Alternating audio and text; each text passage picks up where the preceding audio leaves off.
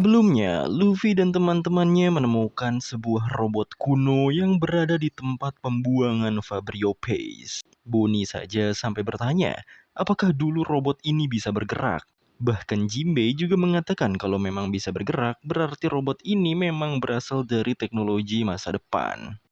Di tempat Nami dan lainnya yang bersama Shaka, mereka mendapat informasi dari Shaka. Bisa jadi ada kerajaan dengan teknologi canggih seperti Egghead ini pada 900 tahun silam. Sudah jelas Nami dan lainnya sulit untuk mempercayai teori tersebut. Karena 900 tahun silam itu sangat jauh dari masa kini. Karena jika teori itu benar, artinya pulau masa depan Egghead ini sudah ada sejak dulu-dulu sekali. Shaka hanya memberitahu kalau semua itu hanya sebatas teori. Dulu ada seorang arkeolog pria yang mempertaruhkan nyawanya untuk membongkar kebenaran kerajaan itu. Dan itu bertepatan dengan waktu saat suatu mesin dibuat. Robin terus mencocok logikan hingga ia bertanya, apakah mesin tersebut dibuat di saat abadi kekosongan? Pertanyaan itu membuat Shaka berpikir bahwa Robin tahu lebih jauh. Bahkan Nami, Usopp, dan lainnya jadi penasaran pada Robin yang sepertinya tahu sesuatu. Shaka pun melanjutkan kalimatnya. Mengingatnya pasti sangat menyakitkan. 22 tahun lalu, kampung halaman Robin yaitu Ohara di bumi hanguskan oleh Buster Call Angkatan Laut. Mendengar itu, jelas Robin menjadi semakin serius. Menurut Shaka, penyebabnya adalah karena Ohara menyadari keberadaan kerajaan itu. Abad kekosongan adalah masa di mana kerajaan dengan teknologi ini berperang melawan 20 kerajaan. 20 kerajaan yang memenangkan peperangan itu membentuk pemerintah dunia dan menciptakan tatanan dunia yang sekarang. Lalu, agar tak seorang pun tahu mengenai kerajaan itu, mereka pun menghapus setiap jejaknya dari sejarah. Nami jelas sangat terkejut dengan teori tersebut. Usopp ketakutan. Frankie malah menganggap itu adalah kisah romansa dan misterius. Sementara Sanji merasa ceritanya terlalu berat. Ia jadi sulit mencernanya. Tapi mereka semua sama-sama terkejut jika itu adalah alasan Ohara ditimpa Buster Call. Artinya orang-orang yang mengetahui teori ini akan dilenyapkan juga.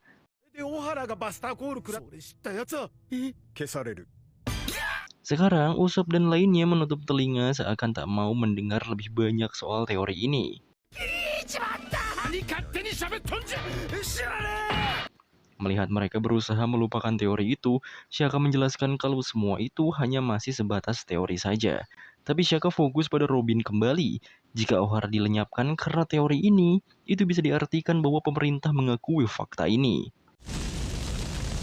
Robin jelas tahu betul bagaimana insiden Ohara, makanya ia bertanya pada Vegapunk ini kalau ia berbicara dari posisi mana dulu.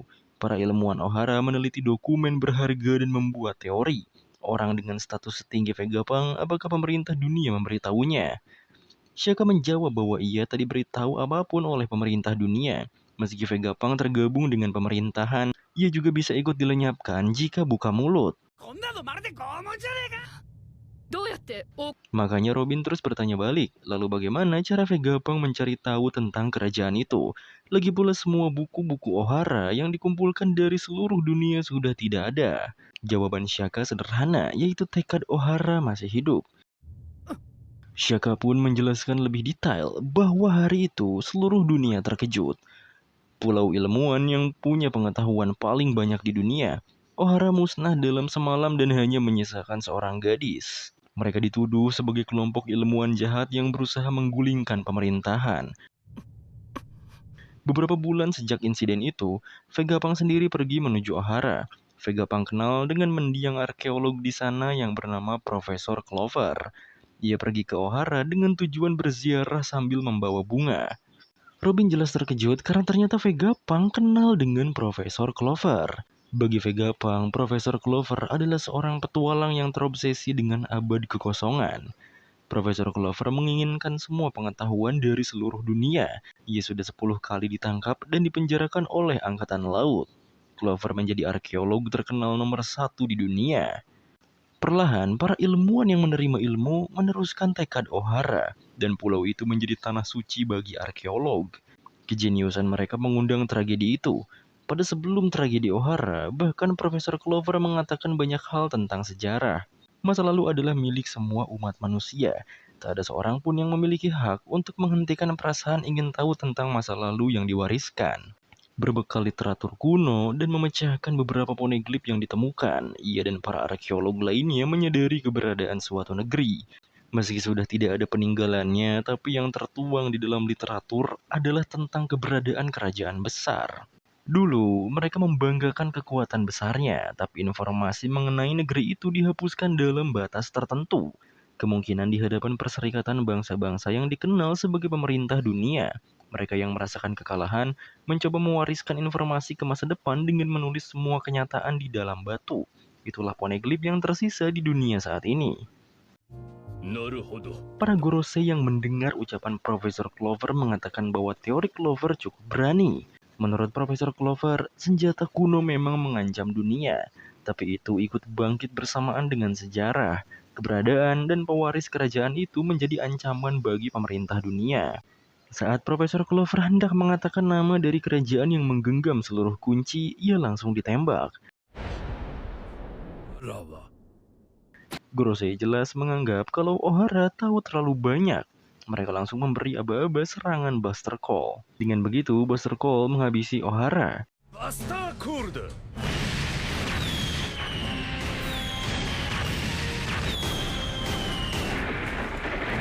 Robin yang mengingat tragedi tersebut jelas semakin sedih, tapi Shaka terus melanjutkan ceritanya. Di masa itu, Vegapunk menginjakan kaki di Ohara yang sudah luluh lantah. Saat itu, Vegapunk dengan jelas melihat seluruh tanah terbakar dan semuanya seolah menjadi abu. Tapi saat ia menyusuri lebih jauh, ia melihat pemandangan yang mengejutkan. Di danau tengah pulau, terdapat banyak buku yang tenggelam. Kemungkinan para ilmuwan tetap bertahan di kota yang terbakar karena Buster Call meninggal dengan melindungi aset yang diwariskan untuk masa depan. Buku yang dilindungi dengan mempertaruhkan nyawa para ilmuwan. Para prajurit angkatan laut yang melihatnya tidak menyadari seberapa berharganya itu. Dan momen itu adalah kemenangan bagi Ohara. Setelah melihat itu, Vegapunk tak bisa menghentikan tetesan air matanya. Mendengarnya, Robin juga meneteskan air mata. Ia teringat bagaimana ibunya menitipkan Robin pada Saul saat itu. Robin kecil jelas tak mau berpisah dengan ibunya. Bahkan Saul terus-menerus memastikan keputusan Olivia. Olivia sendiri mengatakan bahwa masih ada yang harus ia lakukan di sana.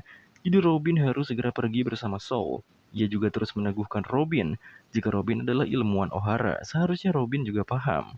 Sejarah adalah harta karun manusia dan sejarah pasti akan menerangi masa depan. Tapi sejarah yang didapatkan dari masa lalu, kalau tak diwariskan ke generasi selanjutnya, bisa lenyap nanti.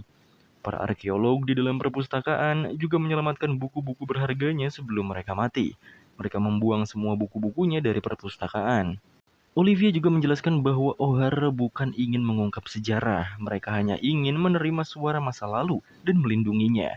Dengan adanya Buster Call, penelitian mereka berakhir di sini, tapi meski Ohara hancur, mereka tak boleh menyerah pada masa depan di mana Robin dan generasi selanjutnya hidup. Karena Robin masih kecil, ia tak paham. Tetapi Olivia yakin, suatu hari nanti Robin pasti akan mengerti. Dengan begitu, Robin pun berpisah dengan ibunya dan dibawa oleh Saul pergi.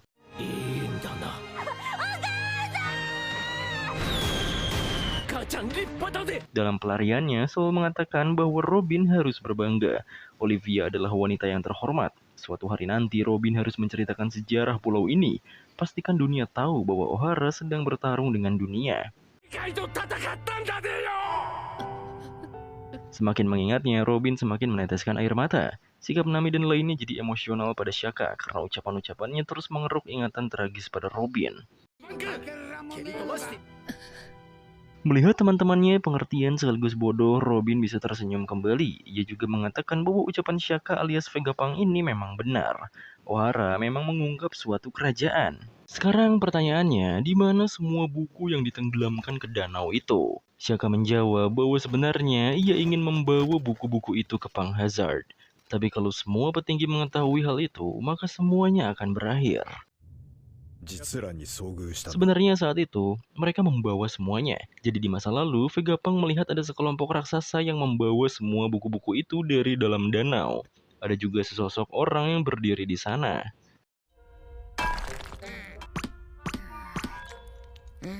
Beralih ke Luffy. Luffy tampaknya sedang nyari sesuatu pada robot besar yang ia temukan. Saat Chopper datang padanya, Luffy memberitahu kalau robot ini sepertinya tak ada pintu masuknya. Chopper pun menyarankan Luffy mengecek bagian bawah dagunya. Chopper tahu pintu masuknya Franky Shogun itu dari depan, tapi karena ukuran robot ini besar, mungkin masuknya bisa lewat suatu tempat. Sayangnya, di bawah dagu pun tak dapat apa-apa. Alhasil Luffy dan Chopper melakukan pose bocah untuk mencari lebih teliti di mana pintu masuk robotnya.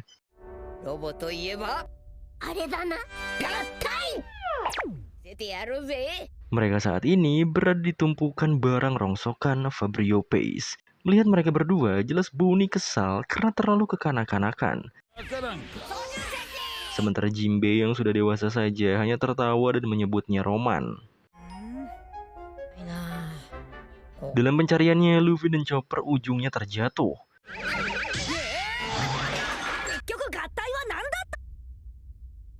Akhirnya, mereka menyimpulkan kalau robot itu memang gak ada pintunya buat masuk ke dalam. Chopper lagi-lagi memiliki ide. Jika robot besarnya memang tadi dikendalikan dari dalam, ada kemungkinan dikendalikan dari luar atau bergerak sendiri. Jadi Chopper dan Luffy memanggil-manggil robot itu karena bisa saja ia bereaksi sendiri.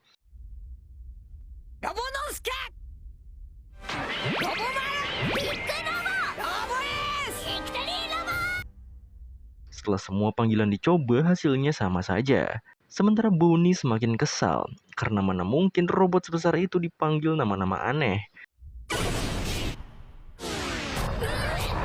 Namun entah mengapa, seperti terjadi sesuatu pada robotnya.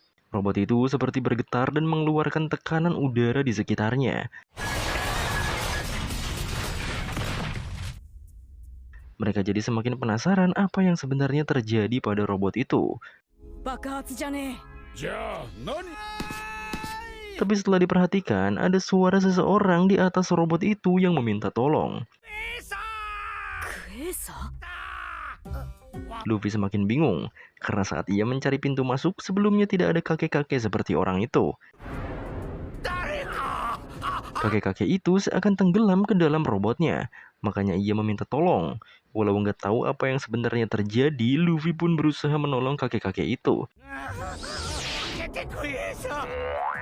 Sebelum menolongnya, Luffy malah keinget Kinemon karena Kinemon juga saat itu setengah badan pas pertama ditemuinya. Luffy pun menarik kakek itu untuk keluar dari robot tersebut. Sementara Bonnie sepertinya mengenal siapa kakek itu, makanya ia langsung berlari ke arahnya. Setelah berterima kasih sudah diselamatkan Luffy, kakek itu langsung tahu kalau Luffy adalah anaknya Dragon. Ia juga tahu kalau Luffy akan datang.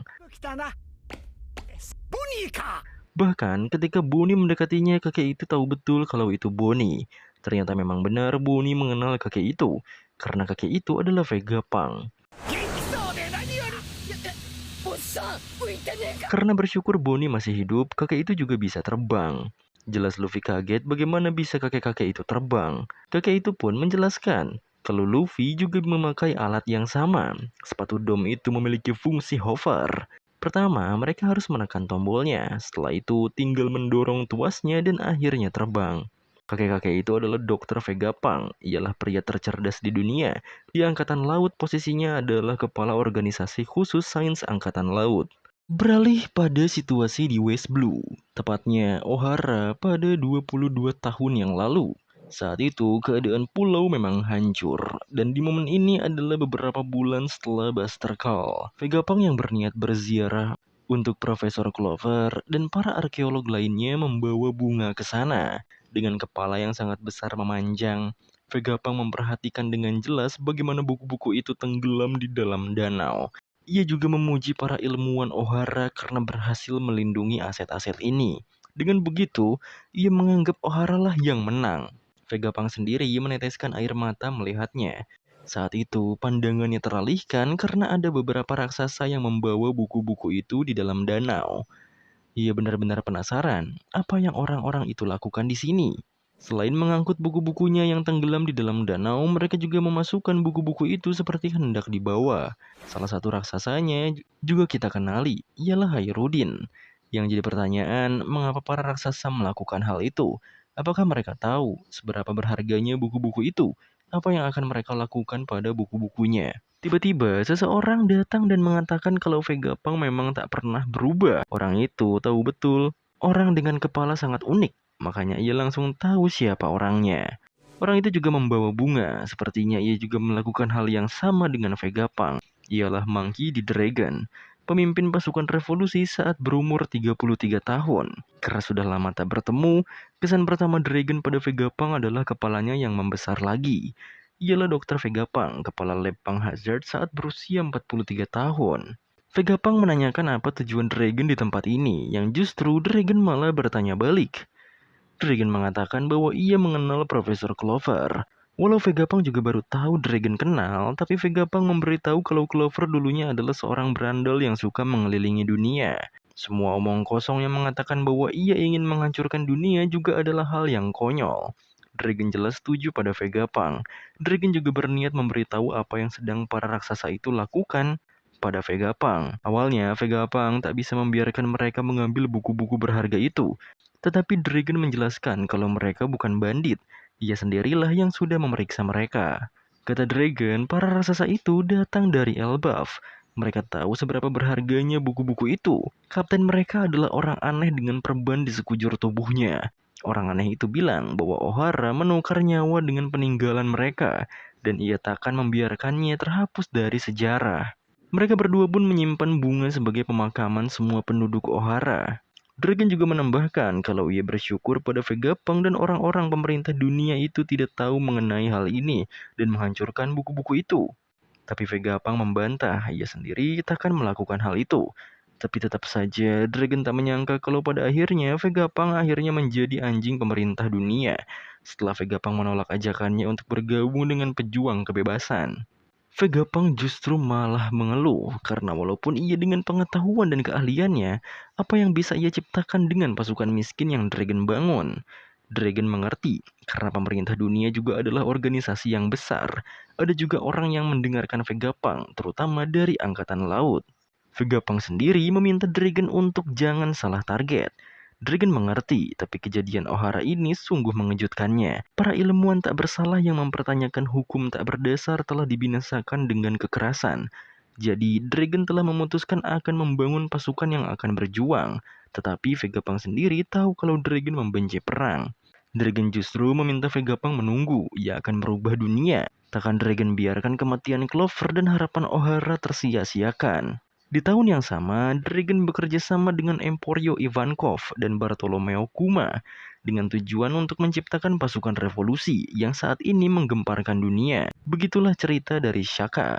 Mendengar cerita itu, Sanji yang mengenal Ivankov tak menyangka kalau orang itu salah satu pendiri pasukan revolusi. Nami juga merasa kalau ayah Luffy benar-benar bersemangat, sementara Usopp justru terfokus pada Elbaf. Dan Franky merasa otaknya mau meledak karena begitu banyak informasi penting kali ini. Selain itu, ia juga jadi bertanya suatu hal. Kenapa Kuma menolong mereka? Ucapan Kuma yang diketahui adalah pengakuannya yang seorang anggota pasukan revolusi. Ia memiliki hubungan dengan bajak laut tepi jerami, dan ia ingin membantu mereka keluar dari Sabaody. Franky pun bertanya, kenapa Vegapunk memodifikasi Kuma? Robin sendiri mengatakan kalau ia tak tahu bahwa Dragon ternyata memiliki hubungan yang cukup dekat dengan Profesor Clover. Menurut Shaka, buku-buku Ohara tentunya tidak boleh ditemukan oleh pemerintah. Saat itu, Vegapunk juga pergi ke Elbaf diam-diam untuk menceritakan sesuatu. Saat di Elbaf, Vegapunk bertemu dengan raksasa yang dibaluti perban itu. Raksasa itu memberitahu di mana dokumen-dokumen yang hendak dibaca oleh Vegapunk. Dan kemudian misteri dunia yang diketahui oleh Ohara telah hidup di dalam otak Vegapunk dan selama ini ia teruskan penelitian mereka. Robin kembali angkat bicara karena ingin menanyakan suatu hal. Orang aneh dengan perban di sekujur tubuhnya itu, kapten para raksasa yang menyelamatkan buku-buku di Ohara. Apakah nama raksasa itu adalah Soul? Kata Shaka, saat ini dia sedang bersembunyi. Ia harus merahasiakannya dari siapapun. Mendengarnya membuat Robin menangis tersenyum karena kabar itu artinya Soul masih hidup. Ia juga berterima kasih pada Vegapunk karena telah mencegah perjuangan Ohara menjadi sia-sia. Vegapunk mengaku menguasai banyak cabang ilmu, karena begitulah cara hidup seorang ilmuwan. Sepatu dom yang menempel itu akhirnya dibuat terlepas oleh Shaka untuk mengikutinya ke suatu tempat. Shaka tak bisa melepaskan kru topi jerami, jadi ia ingin mereka mengikutinya. Ia ingin menunjukkan sesuatu. Beralih ke tumpukan scrap di Vabrio Pace. Luffy dan Chopper masih terbang-terbangan. Chopper juga baru tahu kalau kakek-kakek ini adalah Vegapunk yang asli. Tetapi Bonnie menunjuk ke kepala Vegapunk karena dulu kepala Vegapunk seperti bohlam lampu, bukan sekedar apel seperti ini. Vegapunk pun menjelaskan apa yang terjadi dengan kepalanya ini. Kepala Vegapunk sudah lama tumbuh, jadi ia memotongnya. Memang benar, terakhir kali ia bertemu dengan Bonnie, kepalanya hampir setinggi raksasa. Bahkan Jinbe saja mendengar rumor kalau kepala Vegapunk itu sangatlah besar seperti balon. Bahkan Chopper menanyakan bagaimana bisa Vegapunk memotong kepalanya tapi masih hidup. Vegapunk pun menjelaskan kebenarannya. Jadi sebenarnya Vegapunk adalah pengguna buah iblis Nomi-Nomi, manusia otak. Ia bisa mengingat segala macam pengetahuan tanpa batas, tapi otaknya akan terus tumbuh besar karena kapasitasnya yang membesar. Ia terlahir sebagai seorang jenius dengan kepala sebagai penyetoran tempat data tak terbatas, dan otaknya telah tumbuh menjadi yang terbesar di dunia dan tetap tumbuh. Luffy jadi bertanya-tanya, kalau tumbuh berarti tumbuhnya di tempat lain. Misalnya, karena Vegapunk telah memotong kepalanya, ia jadi bodoh. Vegapunk menjelaskan lebih lanjut, apel di kepalanya ini adalah antena. Ia pun meminta mereka melihat titik tertinggi di pulau ini. Di sana ada tulisan Punk Records yang tercantum di bawah telur raksasa. Itu adalah ruang penyimpanan otaknya. Tidak masalah meskipun jarak mereka jauh, karena ia selalu terhubung dengan gelombang otak lewat antena ini. Chopper yang kagum atas teknologi itu langsung bertanya apakah Vegapunk tahu soal obat-obatan juga, yang tentu saja Vegapunk mengetahuinya. Selain itu, sebelumnya Luffy dan lainnya juga sempat bertemu dengan gadis yang memperkenalkan dirinya sebagai Vegapunk. Gadis itu adalah salah satu dari 6 klon Vegapunk yang ada di pulau ini. Mereka memiliki keahlian masing-masing. Shaka selalu tenang dan baik hati. Lilith yang jahat bahkan rela melakukan penjarahan. Seorang penemu, Edison, Pythagoras yang bijaksana selalu ingin tahu sesuatu. Sudah menjadi tugas Atlas untuk selalu berkelakuan kejam. Makan berak tidur York yang serakah. Mereka berenam adalah kepribadian Vegapunk, tapi hasil kerja mereka sama dengan 6 orang. Sekali dalam sehari, mereka menghubungkan pengalaman dan pengetahuannya melalui Punk Records. Karena tugas dan kepribadian mereka berbeda, setiap pengalaman yang didapat sangat bermanfaat. Jika belum mengerti, Vegapunk membuat analogi. Anggap saja mereka menggunakan perpustakaan yang sama. Contohnya, jika setiap orang bisa mengakses otak Vegapunk, itu artinya setiap manusia bisa mendapatkan pengetahuan yang ia miliki. Selain itu, jika umat manusia bisa saling membarui Punk Record secara terus-menerus, mereka bisa menciptakan lautan pengetahuan yang melebihi pengetahuan di otak Vegapunk sendiri. Suatu hari nanti, semua manusia bisa terhubung pada satu otak. Misalnya, Chopper bisa mempelajari semua obat-obatan di dunia. Jinbe angkat bicara, bukankah akan merepotkan jika ideologi berbeda ikut masuk ke dalamnya? Jelas itu pertanyaan yang bagus, tapi menurut Vegapunk, jika mereka mengkhawatirkan hal semacam itu, ilmu pengetahuan tidak akan berkembang. Mendengar semua itu, Bonnie kesal karena sifat Vegapunk itulah yang menjadi sumber masalah. Vegapunk rela mengorbankan apapun dengan kemajuan ilmu pengetahuan. Sembari menyerangnya dengan beam saber, Bonnie menyalahkan Vegapunk soal ayahnya. Cara berpikir tadilah yang mengubah Kuma menjadi senjata tak berperasaan. Vegapunk jelas takut dan meminta Bonnie berhenti karena pedang cahaya itu karyanya yang gagal. Jinbe juga meminta Bonnie berhenti karena jika ia membunuh Vegapunk akan ada berapa banyak orang yang akan mengejar Bonnie. Tetapi Bonnie tak peduli, ia hanya meminta Vegapunk mengembalikan ayahnya seperti semula. Vegapunk terus meminta Bonnie mematikan pedang cahaya itu karena laser itu menarik perhatian para serangga. Tak lama, benar saja ada banyak sekali serangga yang mendekati mereka. Sekarang beralih ke ruang kontrol. Nami dan lainnya ternyata diajak Shaka ke ruangan itu. Shaka pun langsung menunjukkan sesuatu pada mereka di layar komputernya. Yang ia ingin tunjukkan ternyata kelakuan si Luffy bersama teman-temannya.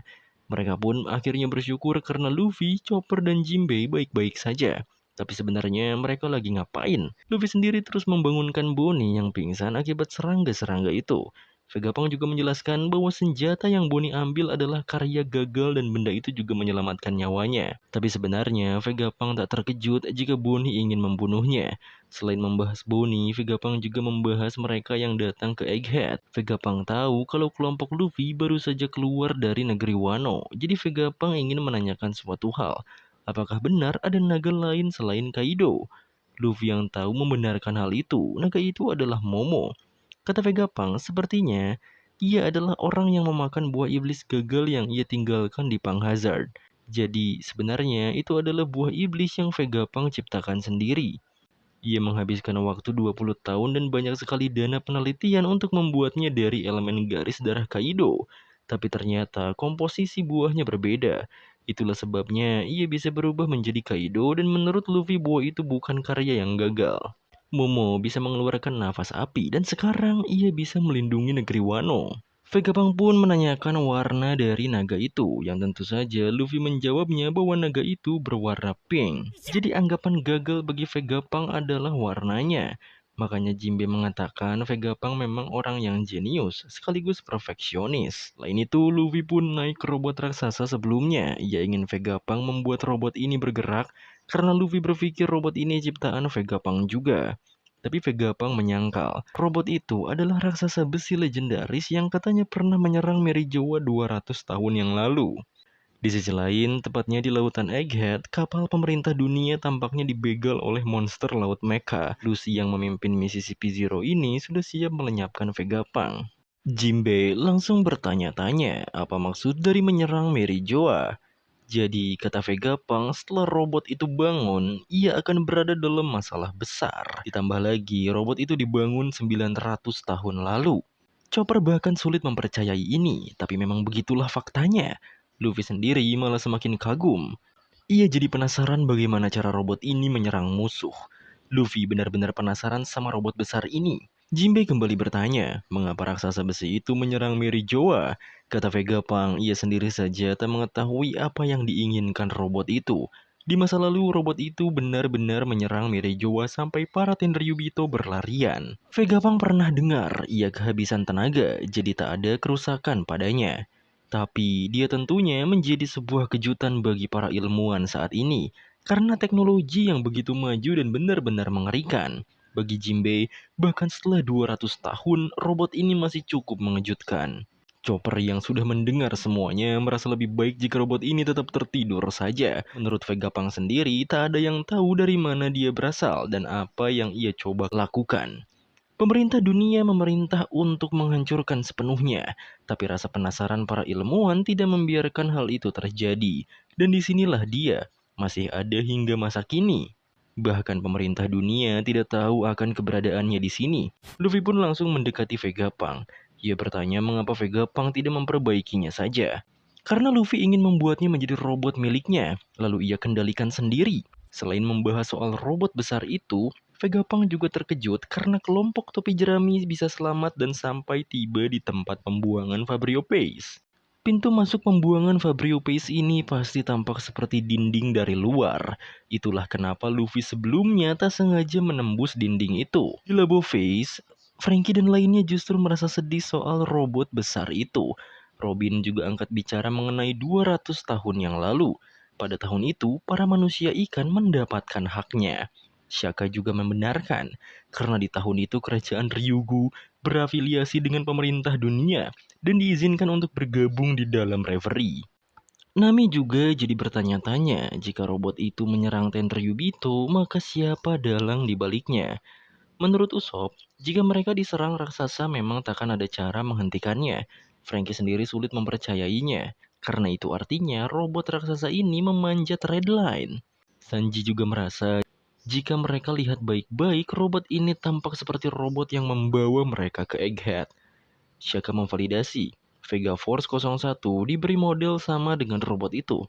Tapi ada hal yang tak bisa ia replika bahkan dengan kemampuan ilmiahnya, yaitu sumber tenaganya. Ada sumber tenaga di masa lalu yang bisa menyangkal segala pengetahuan di dunia saat ini.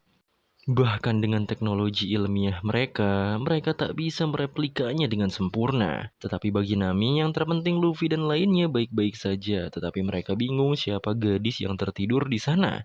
Kata Usopp, dia adalah Jewelry Bonnie, seorang bajak laut. Kemungkinan dia gadis kecil yang mereka selamatkan di laut sebelumnya. mereka juga terkejut melihat kepala Vegapunk balik ke Luffy. Karena Bonnie pingsan, mereka merasa aman dan menunggunya bangun saja. Sementara itu Vegapunk merasa iba pada Bonnie soal ayahnya yaitu Kuma. Sebenarnya ada sesuatu yang harus Vegapunk berikan pada Bonnie. Selain itu Vegapunk juga berbicara pada Luffy. Vegapunk merasa bahwa takdir telah membawa Luffy ke tempat ini. Jadi Vegapunk membutuhkan bantuan Luffy untuk membawa dirinya pergi dari Egghead. Di lautan Egghead sendiri, kapal pemerintah dunia semakin dekat dan siap berlabuh. Tetapi seperti yang kita tahu bahwa mereka dihadang oleh para monster laut mecha. Para agen angkatan laut yang dibawa CP0 terkejut melihat itu. Tetapi tidak untuk Stussy. Stussy memberitahu kalau mereka adalah senjata monster laut yang tugasnya sebagai penjaga gerbang Egghead. Mendengar hal itu, Lucy akhirnya memerintahkan semuanya bersiap untuk menembak kapan saja. Sebelum itu, mereka juga menghubungi Vegapunk yang berada di dalam Egghead. Mereka meminta Vegapunk memberikan izin bagi mereka untuk memasuki pelabuhan Egghead. Pythagoras yang menerima panggilan itu langsung menemui Shaka. Sementara Lucy langsung memerintah penembakan pada para monster laut tersebut. Salah satu bawahannya melaporkan bahwa ia mendapat kabar kalau Jewelry Bonnie terlihat sedang menuju Egghead. Mendengar itu, Lucy kesal akibat Bonnie yang memang kabur terus-menerus. Karena Bonnie tak lagi berguna bagi mereka, Lucy memutuskan untuk menghabisinya saat mereka menemukan Bonnie nanti. Pythagoras langsung memberitahu Shaka kalau di luar pulau ada kapal pemerintah yang berniat masuk.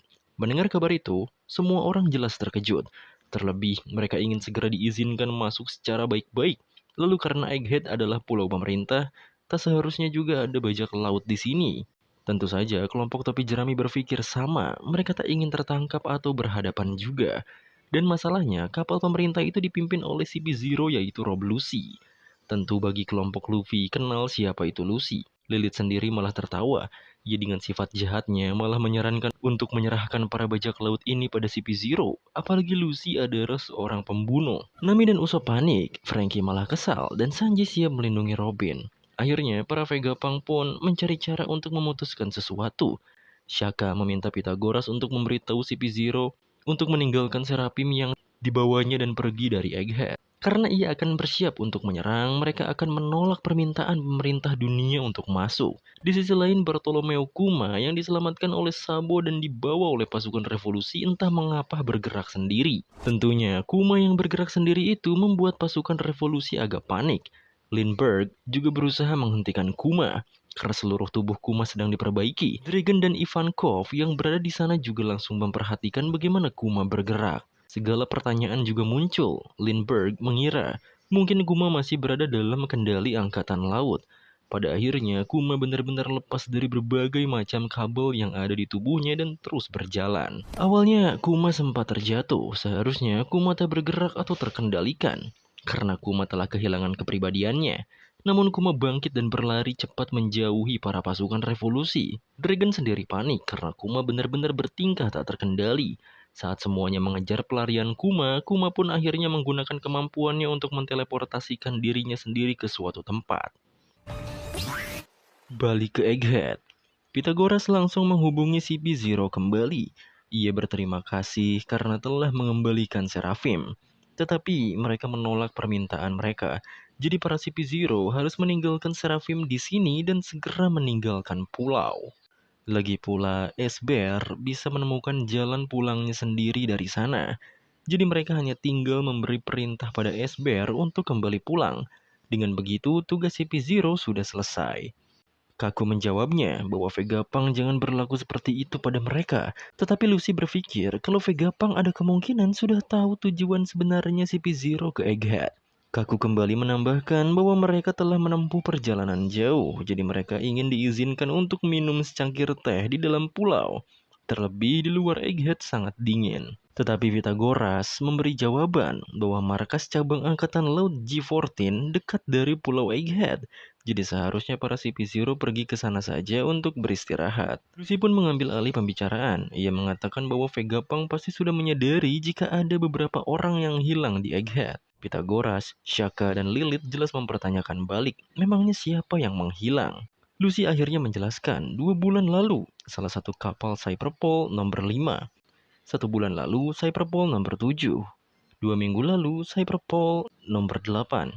Intinya, dalam 2 bulan terakhir, tidak ada satupun kapal pemerintah yang kembali setelah pergi ke Egghead.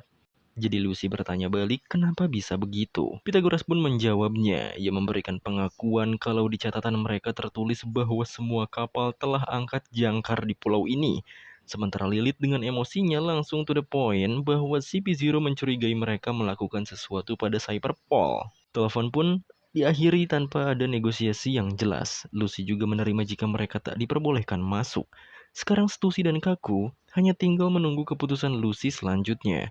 Yang jelas Lucy sepertinya akan masuk tanpa izin dari para Vegapunk. Balik ke Luffy, ia bertanya alasan jelas mengapa Vegapunk ingin keluar dari Egghead. Padahal di sini adalah laboratoriumnya. Vegapunk memvalidasinya, di pulau ini masa depan diciptakan. Ia bisa menggunakan semua fasilitas yang ada, mengambil uang pemerintah dunia untuk penelitian, dan melakukan penelitian yang ia inginkan. Egghead memang sungguh luar biasa. Bahkan saat ini, kepala Vegapunk sendiri dipenuhi oleh ide hebat. Ia tidak bisa menghentikannya. Padahal ada banyak ide yang muncul, banyak orang yang membantu, tapi uangnya belum cukup. Vegapunk melanjutkan kalimatnya bahwa ia akan mengubah masa depan dengan tangannya sendiri. Karena Luffy dan Chopper penasaran dengan ide-ide Vegapunk selanjutnya, Vegapunk pun memberitahu. Dengan ilmu pengetahuan, ia akan membuat dunia seperti ini. Dunia yang dipenuhi oleh energi, dan gratis untuk semua orang. Tapi bodohnya, Luffy kagak ngerti sama sekali. Sementara Jinbei merasa bahwa jika mimpi itu terwujud pasti akan sangat hebat. Tapi sumber untuk menciptakan energi itu akan menjadi akar peperangan. Karena setiap negara pasti ingin menguasainya. Vegapunk membenarkan ucapan Jinbei karena orang-orang sungguh bodoh. Jadi energi mereka bisa merasakannya. Nantinya akan ada energi di semua tempat. Dunia akan dipenuhi dengan energi. Jika bisa mengubah energi itu menjadi kekuatan nyata, maka mereka bisa menghapuskan satu penyebab utama peperangan di dunia. Vegapunk yakin ilmu pengetahuan akan membawa mereka ke sana suatu hari nanti. Walau Luffy kagak ngerti, tapi ia selalu kagum pada orang yang ingin membuat orang lain bahagia. Tapi ia sendiri tidak tertarik untuk menjadi seorang pahlawan. Luffy justru menanyakan alasan sebenarnya mengapa Vegapunk ingin pergi dari Egghead. Vegapunk pun menjelaskan, sebenarnya semakin sering ia mencoba menciptakan energi yang ia inginkan, semakin dekat ia dengan sumber kekuatan itu, yaitu energi kuno yang menjadi bahan bakar prajurit besi kuno atau si robot besar di sana. Dan karena Vegapunk adalah seorang ilmuwan, apa yang bisa ia pelajari jika berhasil mengungkap sejarah terlarang? Dalam proses menjalankan wasiat temannya, Vegapunk semakin mendalaminya.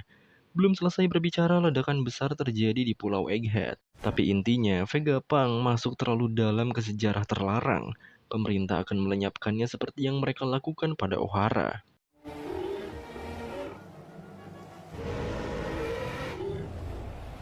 Kapal pemerintah dunia masih dihadang oleh banyaknya monster laut mecha walau mereka berhasil menenggelamkan salah satunya.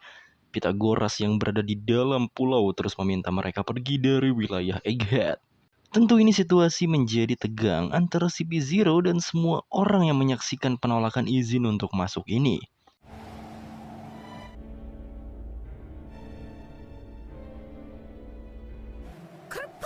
Setelah menunggu jawaban cukup lama, Lucy akhirnya menerima penolakan izin masuk dari Vegapunk itu.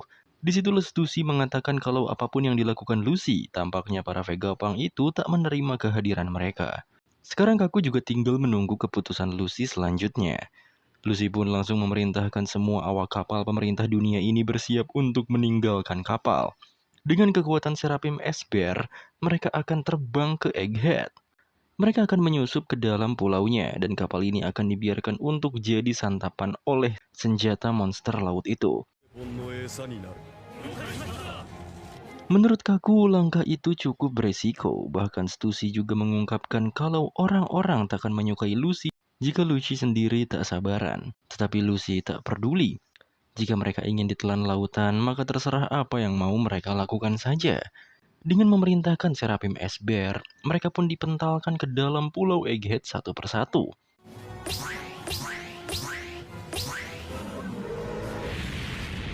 Ledakan besar itulah yang terjadi di sisi pulau Egghead. Ledakan itu tentu dirasakan oleh Luffy dan Vegapunk sendiri. Awalnya, Luffy mengira itu perbuatan polisi Kuma yang mengamuk. Tapi menurut Vegapunk, ledakan itu berasal dari luar pulau. Sepertinya CP0 sedang membuat keributan. Luffy yang belum paham dijelaskan oleh Vegapunk bahwa CP0 itu bekerja langsung di bawah para Tenryubito. Tapi karena Luffy bodohnya keterlaluan, ia tak bisa membedakan CP0 dan CP9. Intinya Jinbe mempermudah penjelasannya kalau CP0 itu jauh lebih kuat dari CP9. Saat mereka bergerak, konon mereka akan menulis sejarah. Lucy, Kaku, dan Stussy akhirnya sampai di dalam Pulau Egghead. Kaku sendiri tampaknya kagum dengan isi dari pulau ini. Karena mau dilihat dari sisi manapun, di dalam pulau ini ada kota yang sangat futuristik. Makanya Kaku sangat bersemangat mendarat di pulau ini. Para penduduk yang mengetahui kedatangan Cyberpol itu jadi bertanya-tanya, karena biasanya mereka mengenakan setelan hitam. Dan juga mengapa mereka tidak datang dari pelabuhan seperti biasanya. Penduduk lain juga memberitahu kalau senjata monster laut telah dihabisi di pesisir. Yang ujung-ujungnya mereka langsung mengira kalau para CP0 itu penyusup. Keberadaan CP0 itu jelas diketahui para Vegapunk di Labo Face. Shaka juga dengan tenang berusaha mencari cara. Usopp sudah jelas ketakutan. Franky kesal karena Cyberpol selalu saja merepotkan situasi. Nami juga jelas sangat membenci Rob Lucy. Robin semakin serius, dan Sanji berusaha melepaskan sepatu domnya yang masih menempel. Shaka pun jadi bertanya bagaimana mereka bisa masuk ke pulau tanpa melalui pelabuhan.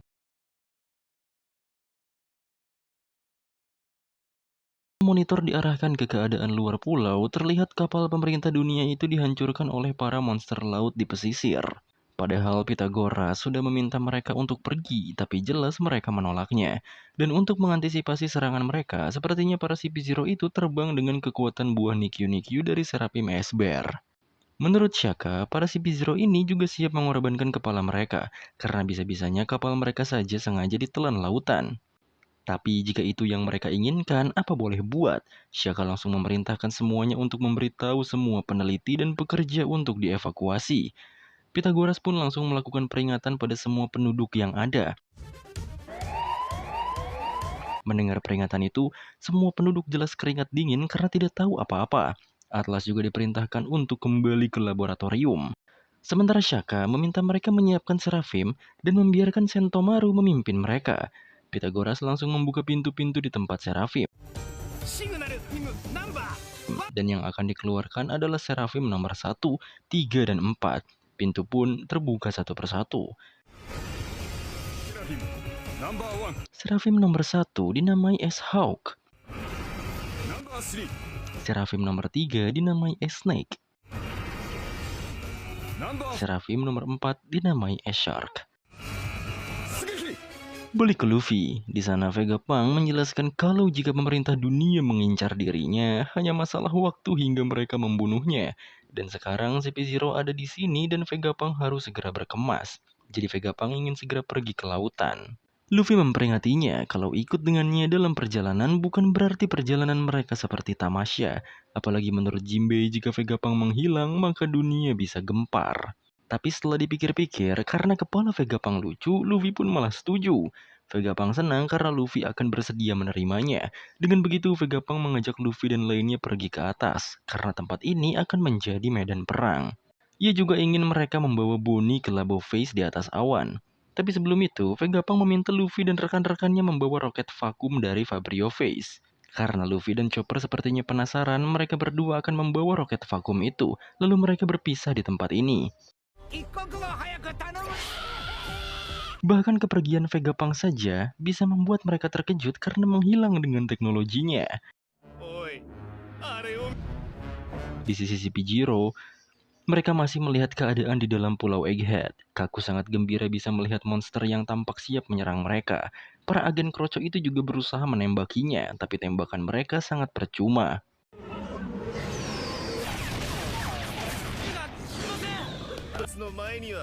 Kaku yang belum tahu itu hologram menjelaskan kalau monster itu memang tak akan mudah dikalahkan dengan senjata api saja. Ia pun turun tangan untuk melawan monsternya yang tidak seperti makhluk dari dunia ini. Kaku terbang dengan skywalk dan nge-spam Rankyakyu pada monster itu.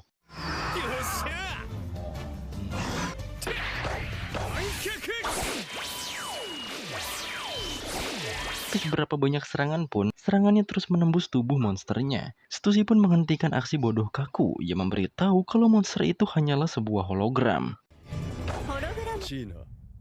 Mendengar pernyataan Stussy, Lucy merasa Stussy ini tahu banyak soal tempat ini. Bahkan Stussy sendiri menjawab kalau ia merasa nostalgia dengan tempat ini. Kaku yang masih berada di udara malah terus ke atas awan untuk melihat apa yang ada di balik awan itu. Sementara Stussy menunjukkan 2 garis yang ada di permukaan awan itu pada Lucy. Katanya, jika musuh melewati kedua garis itu, sinar laser akan ditembakkan. Dan benar saja, Kaku yang hanya asal coba merasakan akibatnya. Menurut Stussy, tempat itu disebut Frontier Dome, sebuah sistem pertahanan yang mengelilingi Labo Face. Kaku bahkan jatuh sangat keras dari atas langit. Dan Stussy memperingati Lucy untuk jangan sampai meremehkan ilmuwan paling jenius di dunia. Lucy sendiri malah heran pada Stussy karena tak memberitahunya dari awal. Bahkan Kaku saja tanggung babak belur. Tapi obrolan mereka terganggu karena ada Atlas yang entah mengapa malah datang ke area kedatangan CP0. Atlas yang kesal langsung mempertanyakan siapa yang berani bertindak lebih kasar darinya di Egghead ini. Jika ada, maka ia sendirilah yang akan menghajar mereka semua.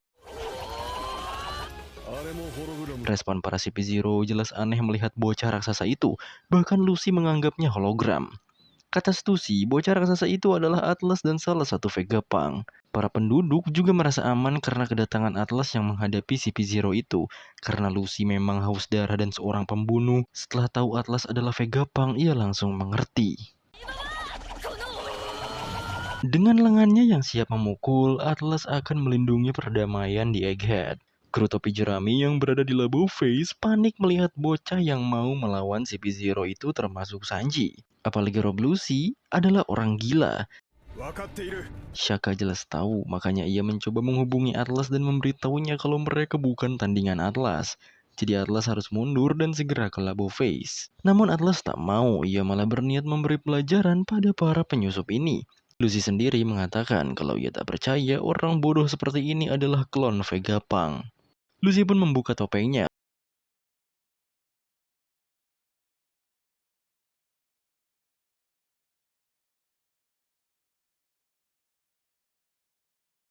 Transformasinya Lucy bergerak sangat cepat untuk menghindari pukulan Atlas.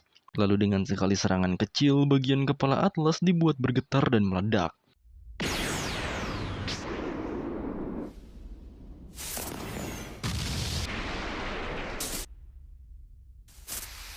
Para penduduk yang panik melihat kekalahan Atlas itu semakin kocar-kacir. Penduduk juga bertanya, mengapa Cyberpol bertindak sekejam itu? Seharusnya mereka berada di pihak pemerintah. Peringatan ke seluruh pulau dari Shaka akhirnya diaktifkan. Shaka memerintahkan semua orang yang berada di Fabrio Bay segera melakukan evakuasi. Evakuasi langsung dilakukan dan semua penduduknya diperintah untuk masuk ke pabrik karena pulau sedang diserang. Atlas yang sepertinya rusak parah terbaring di hadapan para CP0. Namun Lucy merasa kalau lawannya itu masih hidup, jadi ia akan langsung melenyapkannya. Luffy, Chopper, dan Jinbei terus berlari mencari roket vakum yang dikatakan Vegapunk. Tapi Chopper beneran merasa dibodohi karena mereka saja tak tahu di mana roket vakum yang dimaksud. Jinbei juga terbawa bodoh karena harusnya mereka bertanya pada Vegapunk sebelum berpisah tadi. Tapi Luffy malah cengar-cengir dan meminta mereka berlari saja. Katanya nanti juga ketemu roket vakumnya. Tapi di momen yang sebenarnya kagak serius, jadi serius karena Luffy menyadari keberadaan Lucy. Begitu juga sebaliknya, mereka saling menyapa di tengah kepulan asap itu.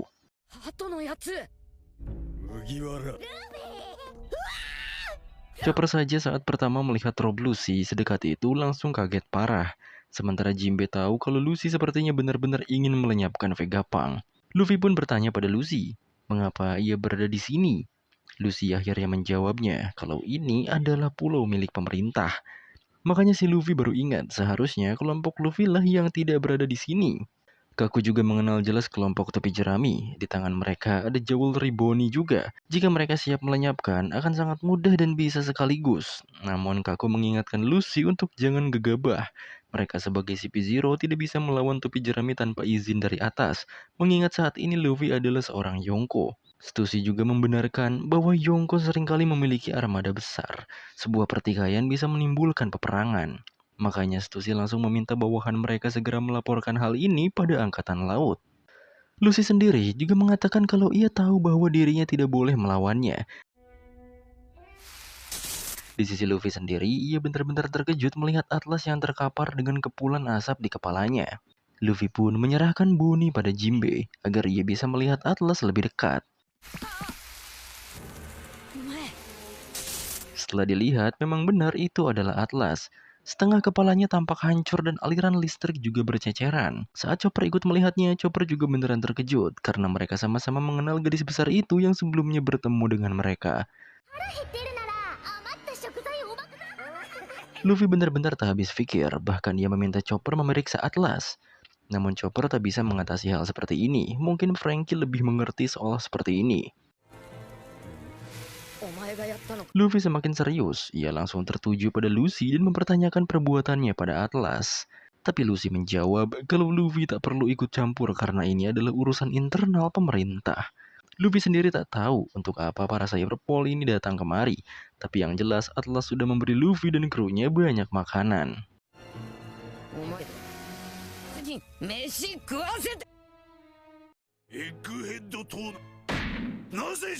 Beralih ke markas besar Angkatan Laut. Di sana mereka telah mendapatkan informasi bahwa kru topi jerami sedang berada di Egghead. Akainu yang mendengarnya jelas sangat emosional. Mengapa mereka berada di sana?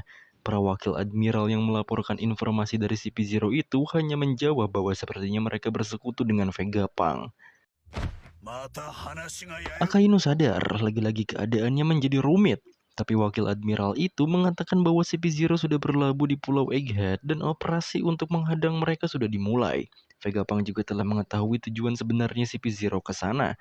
Karena itulah CP0 tadi diperbolehkan masuk ke pulau dan memilih menerobos masuk ke sana. Menurut Akainu, itu sama saja seperti deklarasi perang. Ia berharap para bocah CP0 itu menanyakannya pada Akainu terlebih dahulu sebelum ambil keputusan. Tapi masalahnya, kontak dengan mereka sudah terputus, jadi tak ada informasi lagi. Akainu pun berpikir kalau Vegapunk berpihak pada topi jerami, Angkatan Laut bisa kehilangan banyak kekuatan tempur. Ia juga bertanya di mana Kizaru saat ini. Katanya, Kizaru sudah dalam perjalanan ke Egghead untuk menjalankan misi yang sudah terlaksana beberapa waktu ini. Akainu pun memerintahkan mereka untuk menyampaikan pesan pada Lucy. Akainu ingin para CP0 itu menunggu Angkatan Laut tiba. Jadi jangan biarkan Lucy dan CP0 lainnya melawan topi jerami, apapun yang terjadi. Kembali ke Pulau Egghead di dunia baru. Karena kedatangan CP0 tanpa izin itu, para penduduk langsung mengevakuasi diri mereka ke pabrik-pabrik di Fabrio Face. Jinbe sendiri akan membawa Atlas yang sudah tidak berdaya lagi. Sementara Chopper langsung membawa Bonnie dan mereka akan langsung mencari roket vakum. Saat Jinbe hendak meninggalkan Luffy, Luffy malah telah tiada.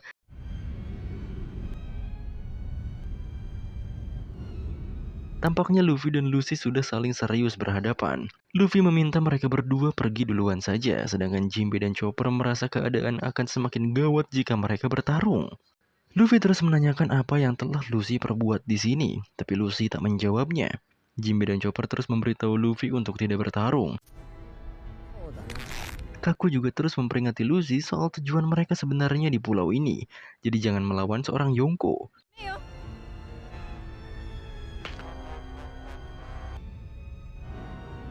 Namun mereka berdua sama-sama siap untuk bertarung dan saling berhadapan dengan serius. Luffy pun mendekat dengan cepat dan baku hantam akhirnya terjadi.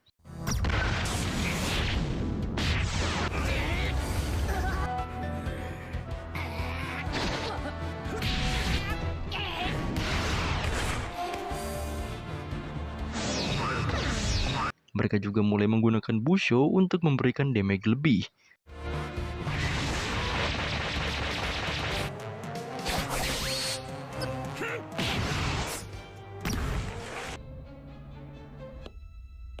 Saat jarak di antara mereka mulai menjauh, Luffy mengepalkan lengannya ke darat sebagai kuda-kuda. Lucy juga melepas jubahnya. Dia juga menyinggung foto Luffy di poster buronannya. Luffy yang juga membuka bajunya menganggap Lucy penasaran pada kemampuan Luffy. Yang pada akhirnya Luffy menunjukkan bentuk Gear-5-nya pada Lucy yang sok-sokan menantangnya.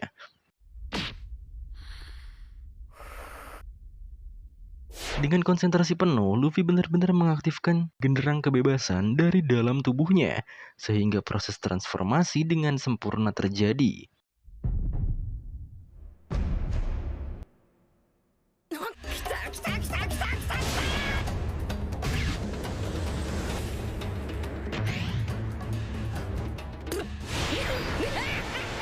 Haushoku yang terpancar kemana-mana itu menghancurkan cukup banyak bangunan di sekitar Luffy. Bahkan Lucy cukup terkejut dengan lonjakan kekuatan lawannya, namun Lucy juga tersenyum.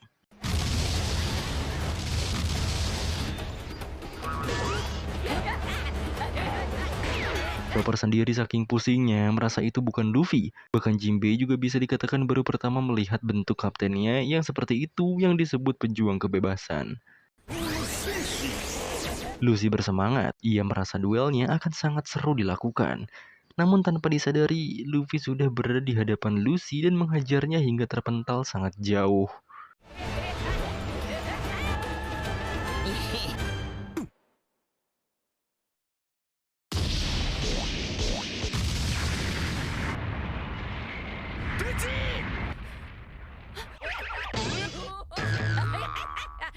Kaku dan Stussy jelas panik, tetapi Luffy terus merasa bebas dengan bentuk itu dan melakukan hal-hal konyol. Kru topi jerami yang berada di Labo Face juga terkejut melihat bentuk kapten mereka. Luffy saat ini memutih. Nami dengan jelas tahu kalau itu wujud Luffy yang menghajar Kaido. Shaka juga sangat terkejut melihat sang pejuang putih di pulau ini. Vegapunk sendiri merasa ada feedback audio di dalam telinganya. Balik Luffy, di sana dengan gembira Luffy meminta Lucy segera bangkit.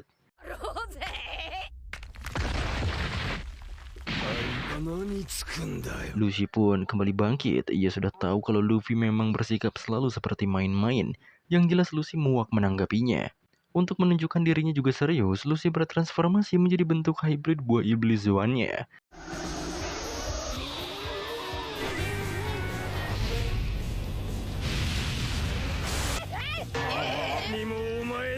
Setelah bertransformasi, Lucy mengatakan kalau yang menjadi lebih kuat bukan hanya Luffy seorang saja.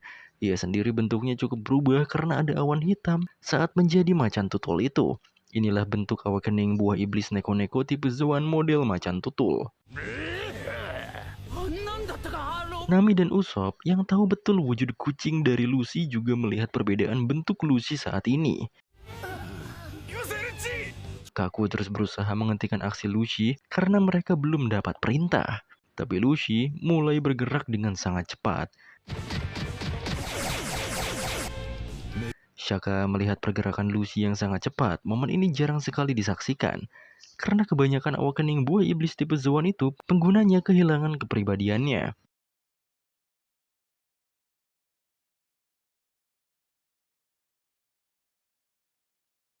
Walau kelihatannya kagak serius, Luffy nyatanya bisa menghindari serangan cepat Lucy. Sehingga sekarang jadi duel adu cepat hingga beberapa bangunan di Fabrio Face hancur.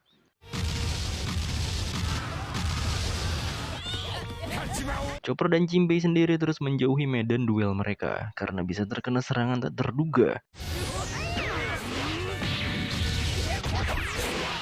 Vegapunk yang mendengar audio feedback tadi langsung menanyakan kepastian pada Shaka soal keberadaan prajurit putih yang muncul itu.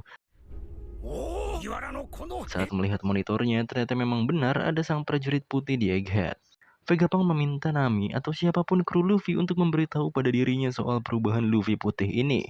Nami memberitahu sebenarnya mereka juga belum tahu betul, karena yang mereka tahu Luffy hanyalah memiliki kekuatan buah gomu-gomu atau karet. Buahnya saja dinamai buah iblis gomu-gomu dan tipe paramesia. Mendengarnya membuat Vegapunk keringat dingin. Ia menjelaskan kalau buah iblis gomu-gomu itu tidak termuat di dalam ensiklopedia buah iblis. Jelas semua kru Luffy kaget, apalagi Usopp berusaha menjelaskan fakta lapangan kaptennya. Luffy itu setiap kali bertarung selalu bilang gomu-gomu. Vegapunk terus memperhatikan Luffy. Baginya wujud itu begitu indah. Ini sudah jelas, ia sangat yakin kalau kedatangan Luffy ke Egghead memang takdir. Sanji langsung penasaran pada Vegapunk karena Vegapunk pasti tahu sesuatu. Begitu juga dengan Franky karena ini menyangkut kapten mereka. Vegapunk langsung memegang kepalanya. Ia mengatakan kalau wujud si topi jerami ini hanyalah tertulis di literatur kuno. Dia sangat mirip dengan wujud dewa. Teman-teman Luffy jelas terkejut, boro-boro soal dewa. Mereka tahu betul kalau Luffy itu bego. Intinya, dia adalah prajurit pembebasan yang membuat orang tersenyum dengan tingkah konyolnya. Nama lainnya adalah Nika, Dewa Matahari.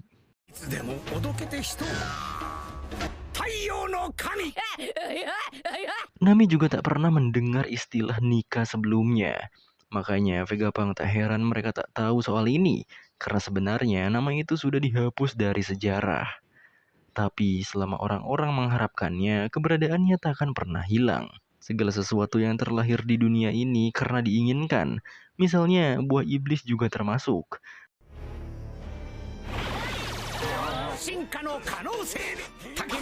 Vegapunk pun menekankan bahwa buah iblis adalah potensi evolusi manusia yang diharapkan oleh orang-orang. Semua kekuatan yang berbeda mewakili masa depan umat manusia. Dan ketidakwajaran itu datang dengan memukul hukuman dibenci oleh lautan, sang ibu alam.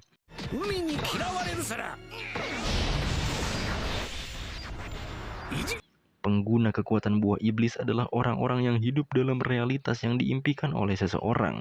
Begitulah teori Vegapunk. Tak perlu dipikirkan lagi dewa itu ada atau tidak, karena dunia ini sangat menarik.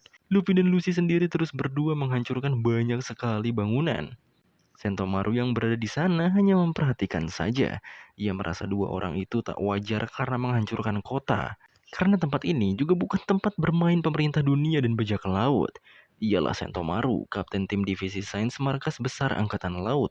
Dan Mushi Sentomaru berdering. Ia mengatakan seharusnya ia hari ini libur pada seseorang di balik Mushinya. Ternyata yang menghubunginya adalah Vegapunk. Makanya Sentomaru langsung bertanya apa yang harus ia lakukan sekarang. Soalnya Cyberpol adalah sekutu mereka juga dan bajak laut adalah musuh. Para Seraphim juga sudah bersama Sentomaru. Ia siap melakukan apa saja sesuai kemauan Vegapunk. Awalnya Sentomaru akan bertarung bersama CP0, tapi Vegapunk melarangnya. Vegapunk memberitahu kalau nyawanya sedang diincar oleh CP0. Sentomaru ternyata baru tahu, ia malah bertanya balik sebenarnya apa yang sudah dilakukan Vegapunk. Tanpa menjelaskan apapun, intinya Vegapunk meminta Sentomaru untuk mengusir CP0 dari Egghead. Tapi masalahnya, Sentomaru juga bagian dari Angkatan Laut. Jika ia melawan, maka akan dianggap menjadi pengkhianatan. Jinbe dan Chopper melihat di mana Sentomaru berada. Chopper juga melihat Seraphim yang berbentuk Jinbe. Vegapunk sendiri sebenarnya agak bingung juga. Jika ia meminta Sentomaru mengusir CP0, maka Sentomaru bisa jadi pengkhianat. Makanya ia meminta Sentomaru mendengarkannya dulu. Vegapunk mengingatkan Sentomaru kalau Sentomaru itu masih memiliki hutang budi padanya. Karena Vegapunk sudah menyelamatkan Sentomaru dari kemiskinan di masa lalu. Mendengarnya, Sentomaru agak kesal, tapi mau bagaimanapun itu adalah hutang budi. Akhirnya Sentomaru menatap para CP0 itu. Sampai-sampai Stussy dan Kaku bersiap jika ada serangan dadakan. Pihak CP0 jelas bisa terpojok karena Sentomaru membawa 3 Seraphim sekaligus. Jika harus bertarung, maka ini akan menjadi sulit bagi mereka. Kaku pun langsung memerintahkan Seraphim Esber untuk mengalahkan salah satu dari mereka. Tapi saat Esber bergerak, Sentomaru langsung memerintahkan Esber berhenti. Stussy pun mengatakan kalau mereka memang berada dalam situasi yang sulit saat ini. Dan akhirnya, Sentomaru lah yang memerintahkan Esber itu menghabisi CP0 dan para prajuritnya.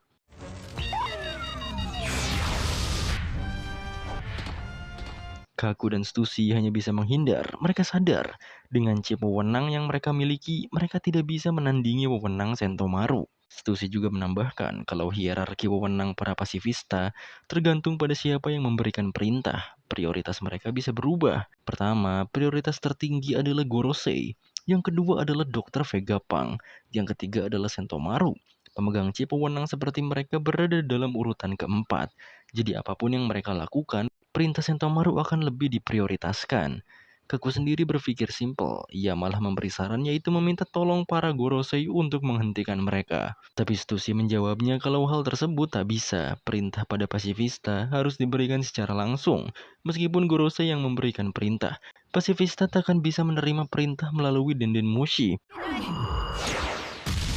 Selain itu, Kaku juga berpikir akan jadi kerugian besar bagi pemerintah dunia jika mereka menghabisi Seraphim. Mereka akhirnya sumpah serapah pada Lucy yang bertindak sendiri. Lucy memang bertindak tanpa pikir panjang.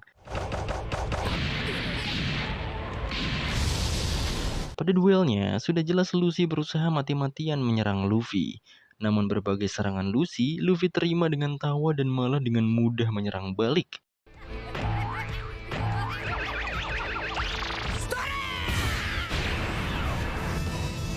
Sentomaru sendiri akhirnya memerintah para pasifista yang memerintahkan Snake untuk memandu topi jerami dan yang lainnya menuju roket vakum agar mereka bisa sampai ke Frontier Dome.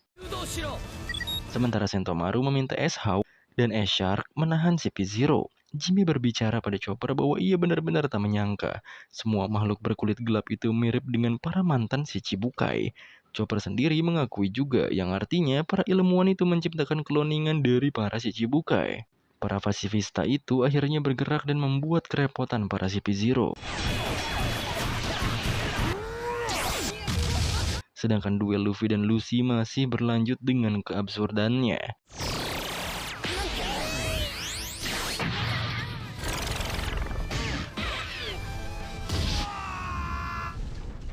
Untuk yang kesekian kalinya, Lucy dibuat mental oleh Luffy. Setelah menertawakan Lucy, Luffy sadar dengan keberadaan Sentomaru sampai ia menyapanya dengan sebutan manusia kapak. Sentomaru hanya mengingatkan Luffy untuk jangan seenaknya memanggil seperti itu. Lagi pula, mereka juga sebenarnya musuh. Selain itu, Sentomaru memastikan Luffy benar-benar akan membantu Vegapunk keluar dari Egghead. Luffy dengan senang mengiyakannya. Lagi pula Vegapunk sendiri yang meminta. Walau Sentomaru agak tak menyangka Luffy bisa diandalkan, tapi ia lebih tidak menyangka kalau Luffy sudah menjadi Yonko. Apalagi penampilannya sekarang terlihat sangat konyol. Tanpa disadari, Luffy berada di belakang dan menyerang Sentomaru.